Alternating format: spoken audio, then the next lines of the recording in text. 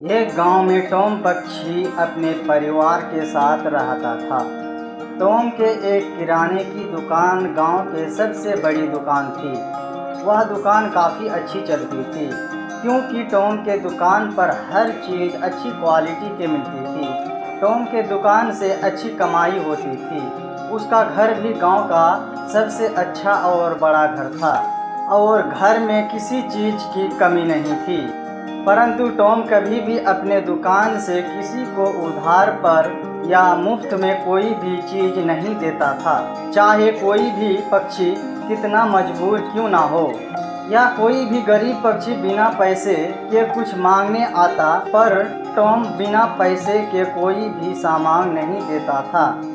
एक दिन टॉम के दुकान पर उसका पड़ोसी मियाँ आया और उससे कुछ सामान उधार मांगने लगा। अरे भैया, मुझे घर के लिए कुछ राशन चाहिए था। घर में सामान ख़त्म हो गया है भैया, परंतु मेरे पास पैसे नहीं हैं भैया। 2-4 दिनों में जैसे ही मेरा तनख्वाह मिलेगी, तुम्हारे पैसे चुकता कर दूंगा भैया। देखो भाई, मेरे दुकान पर सब चीज़ें बहुत अच्छी क्वालिटी की मिलती है, परंतु मैंने एक उसूल बना रखा है कि मैं उधार नहीं देता, समझे? अरे भाई, मैं तो तुम्हारा पड़ोसी हूँ ना, क्यों तुम मुझे भी उधार नहीं दोगे? तुम जानते हो मैं 2-4 दिन में तुम्हारा पैसे लौटा दूंगा भैया। मियाँ के बहुत कहने पर भी टॉम उसे उधार नहीं देता। देखो भाई, उधार के लिए मुझे माफ़ करो। तुम्हारे पास जब पैसे आ जाएंगे तब आकर सामान लेके जाना, ठीक है? गांव के सभी पक्षी उसकी इस आदत से बहुत परेशान थे। ये जानकर भी लोगों को उधार नहीं देता था। एक दिन गांव के एक बुजुर्ग टॉम को समझाते हैं। देखो बेटा टॉम, तुम्हें भगवान ने बहुत कुछ दिया है, तुम्हें थोड़ा दान पुण्य करना चाहिए।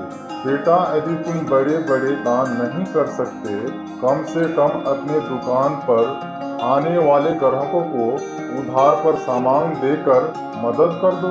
वही सभी पक्षी दुआएं देंगे बेटा। टॉम पक्षी सबकी बातें सुनता, परंतु अपने वसूल को नहीं तोड़ता। सारा गांव के पक्षी इसकी आदत को जानता था।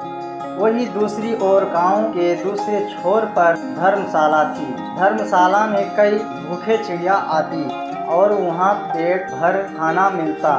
धर्मशाला में गरीब पक्षियों के लिए मुफ्त खाना दिया जाता और बहुत से गरीब पक्षी वहां से रोजाना खाना खाते। उस धर्मशाला में 4 पक्षी को खाना बनाने के लिए रखे गए थे और एक माही चिड़िया धर्मशाला का संचालक था। चाहे कोई गांव का हो या गांव से बाहर का अजनबी, यदि कोई भी भूखा वहां आता तो उसे खाने को दिया जाता। पक्षियां खाना खाकर बहुत सी दुआएं देकर जाते। गांव के सभी पक्षी उस धर्मशाला चलाने वाले को बहुत सी दुआएं देते थे।